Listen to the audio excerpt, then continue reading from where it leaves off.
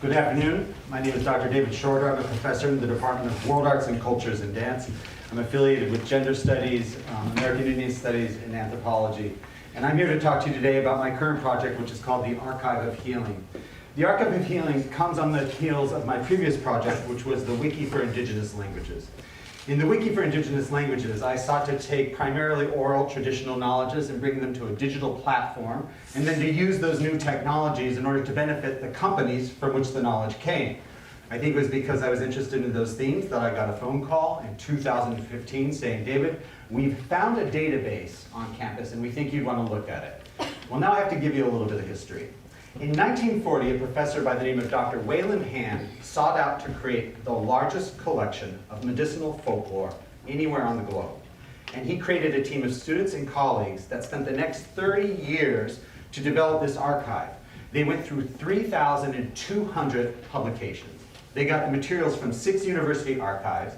They got first-hand and second-hand information from anthropologists working in the field, and they brought that all together to create a database that spans 200 years and 7 continents. They had, by 1984, 1 million 4x6 physical index cards sitting in a basement somewhere here on this campus. When that project was announced, it received applause from the mayor of LA, from Sierra Coop, the Surgeon General, from the director of World Health Organization. It was big news for people inside the soft sciences, particularly in folklore and the humanities, and Dr. Hand passed away. That material then went to another professor who had the material digitized only to retire the month that that project was finished. You know, if you know anything about the university world, that meant that the actual database got shuffled to an actual server in the basement of the library where it sat until they called me. So when I started looking at this database, I was quite frankly blown away. I was vexed. It wasn't hundreds of data points. It wasn't thousands. It was hundreds of thousands, 750,000 rows of data taken from around the world about how people have approached healing or curing in their communities. I couldn't help but wrestle with some fairly large questions here. How did we get this data?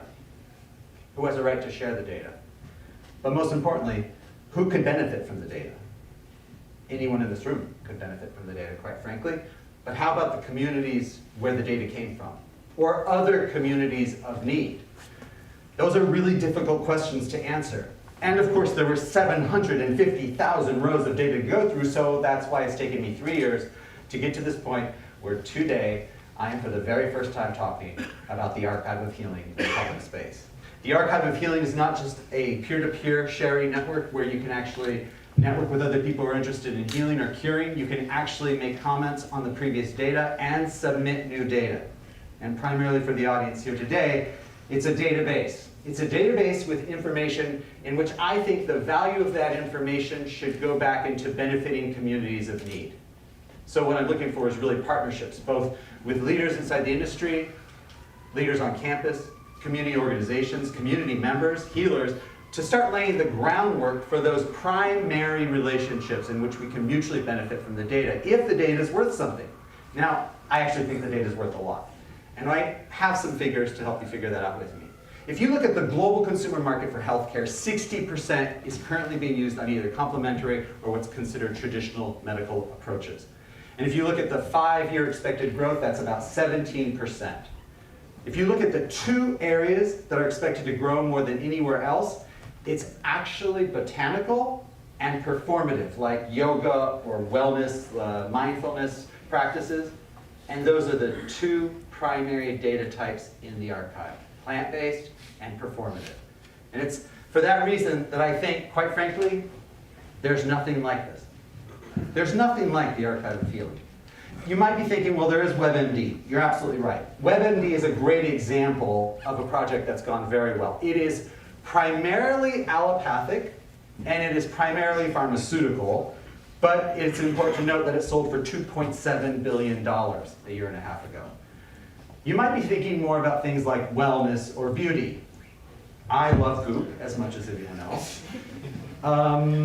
It's important to know that Goop was valued at $250 million just last year.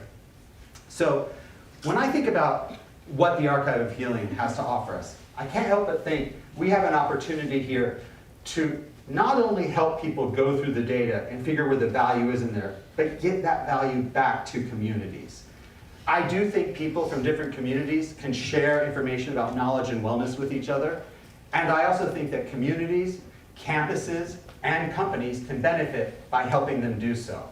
If you want to join me in that conversation, you can email me at shorter@ucla.edu, or you can meet me after the presentation today, and I'll actually let you go through the database and put in some words, perhaps your own elements. Thank you so much for listening.